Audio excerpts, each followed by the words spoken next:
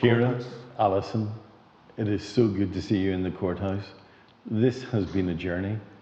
Kieran, do you want to give us an idea of what that journey has been like? Well, it's taken 5 years, and it actually started with a great local group of volunteers called Bangors Shared Space, who basically didn't like the idea of the courthouse land empty and being unused and possibly being demolished, even though it was a listed building. And I think because it was a listed building, Bangors Shared Space wanted to protect it.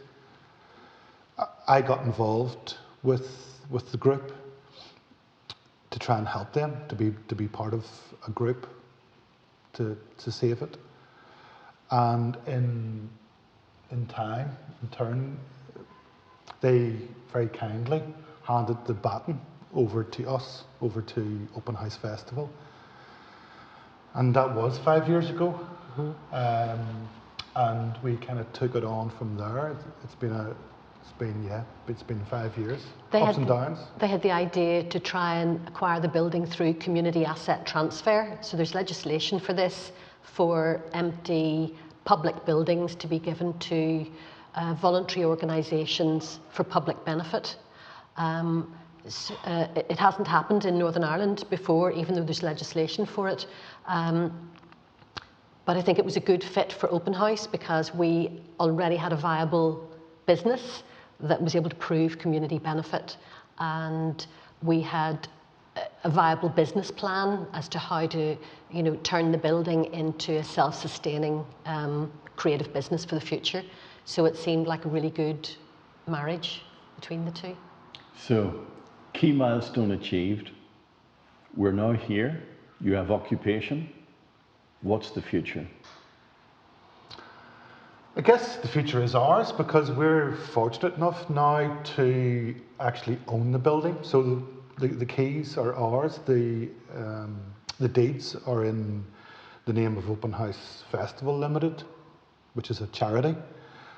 And for the last 5 years, we've been looking to get hold of the courthouse and turn it into a much needed venue. Bangor is the third largest conurbation in Northern Ireland, behind Belfast and Derry, and yet there's never has been a dedicated music venue or a dedicated creative space. Kieran, you've always expressed the project as the seed of regeneration. Do you still hold that true? I hope so. And obviously Open House fully supports the big regeneration projects, the big redevelopment ideas, Queen's Parade and the Bangor Waterfront master plan. But in a sense, we're not really waiting on those. It's kind of what we do. We just roll our sleeves up and get on with things and wait for no man or no woman and get on with it. While we've been getting hold of the courthouse, we've also raised 1.2 million to fully restore this building. So it is a listed building and there will be compromises. There are compromises that we have to accept, but we're going to turn it into a venue with that money and we're going to develop an element of it. And since Open House started, we've always seen festivals and music and art as a regenerative force. We were involved in the Cathedral Quarter back in the late 1990s. In fact, we were the first, Open House was the first festival in the Cathedral Quarter because we saw an opportunity for a new festival, Open House, in Belfast, and I guess we saw the Cathedral Quarter as a blank canvas and we kind of put it to the test in Northern Ireland. And several years on, we made the decision, because the Cathedral Quarter was regenerated and it was really successful, we saw the opportunity to move the festival to Bangor and to try and use it as a regenerative force, just as we had in the Cathedral Quarter. And I think the festival has has been successful in doing that, and yeah, we both think the courthouse will do the same.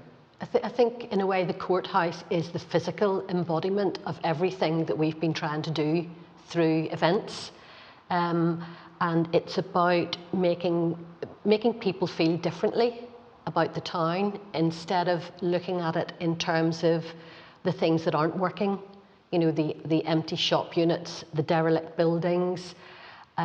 We've been trying to use the festival to show people the opportunities. The fact this is a town in transition, it's on the cusp of a new chapter, it's really exciting. Derelict buildings, you can look at them as a failure or you can look at them as an opportunity. And that's what we have to do, is to be positive and see that you know, this is really exciting time. And if people like ourselves, we're just local residents, if we can take a building like this and do something really exciting and positive with it, other people can do the same, and the town can have a great future. The challenge is to embrace Bangors' past, you know, its heyday as a successful, busy seaside town, and turn it into a progressive, modern seaside town. I think ultimately that's what we're trying to do. For too long, people have been running Bangor down, and I think slowly they're starting to talk it back up again. You know, we really hope as well that it will give a boost economically to the surrounding area, that if we're drawing people into the town centre to come to events here, as we do during the festival, we'll be encouraging them then to go and use the restaurants and the bars and other businesses around the town centre. And so on. Yeah. You very much see it as a part of the Keep Local campaigns that exist, that there is a general tendency towards within society? Bangor, mainly as a dormitory town over quite a few decades, leaked a lot of its wealth to mainly Belfast. You know, we have a lot of people who live in Bangor but work in Belfast and tend to shop and socialise in Belfast. And if we can get those local people to do their, you know, eat in Bangor and go to shows in Bangor, spend their money here, you know, that's even the key to regeneration. Even half of the time. Yeah. I think if people were to spend half of their time and money locally rather than doing so in Belfast, there'd be a huge change. And once that starts to kind of gather a head of steam, then that's how you develop your tourism.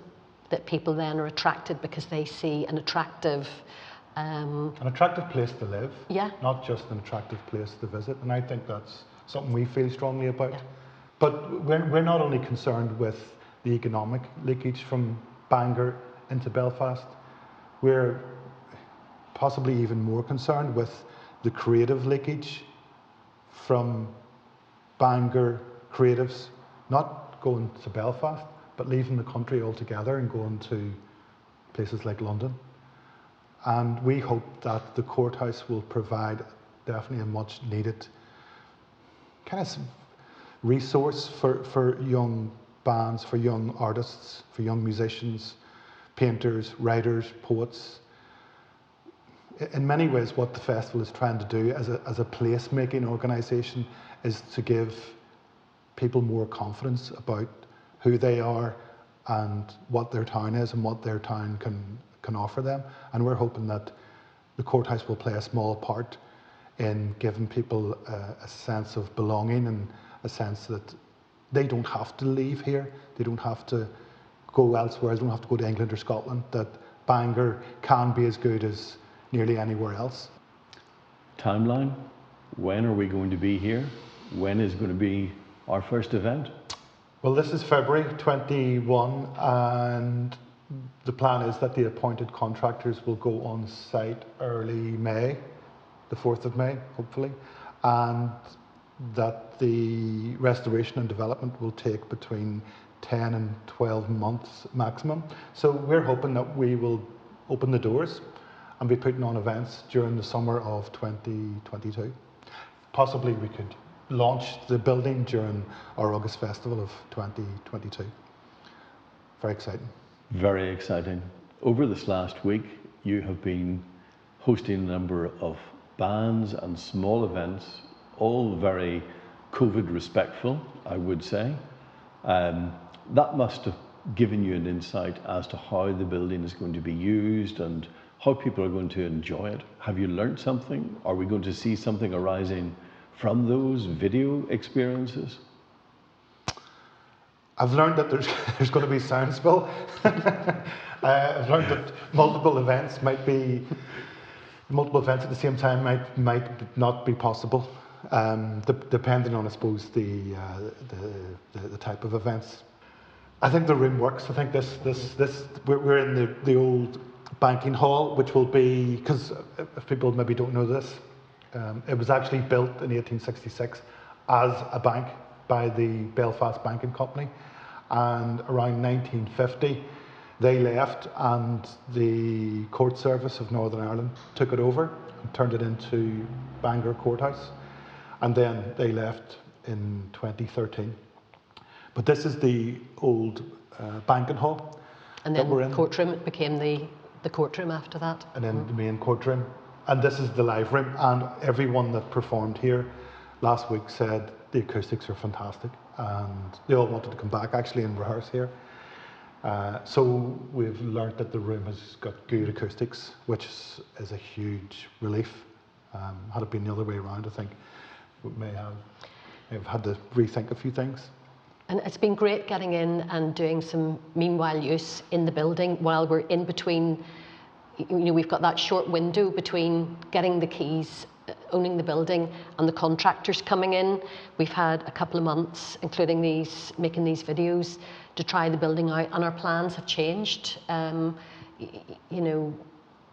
basic plans remain the same, but definitely the internal use has been evolving, and so it's been really invaluable to be in here, testing things out, getting a feel for it. Driving the architect mad with those changes, but the changes are definitely for the good, and it's the right thing to do. Try and do a few things in it before we completely sign off on all the plans, because then it's too late. And then, of course, there's a very exciting potential for the future that the Belfast Region City Deal. There's a bid in for a £60-odd million waterfront development, which will run right from Skipping Stone Beach round to Ballyholme Beach, with a series of interventions along the way.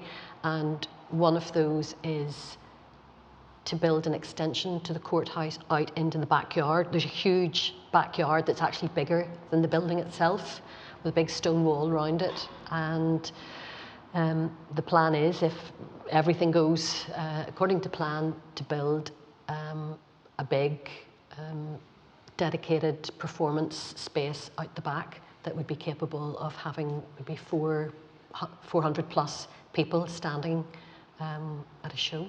Yeah, which would be possibly bigger. Amazing. Yeah. You've been very successful in raising the funding. What started the funding? What was your first source? What secured the bigger amounts was our very successful crowdfunding campaign, whereby we raised £70,000 from local people and local businesses, and a fundraising event which we were really bowled over by. And I think that gave the investors, the public sector funders, the confidence, I think, the reassurance that there was community support, that there was community buy-in, that it was much needed for the community. So I think that crowdfunding campaign was probably the big springboard. And how do you see the courthouse being laid out? We're looking at 3 flexible spaces.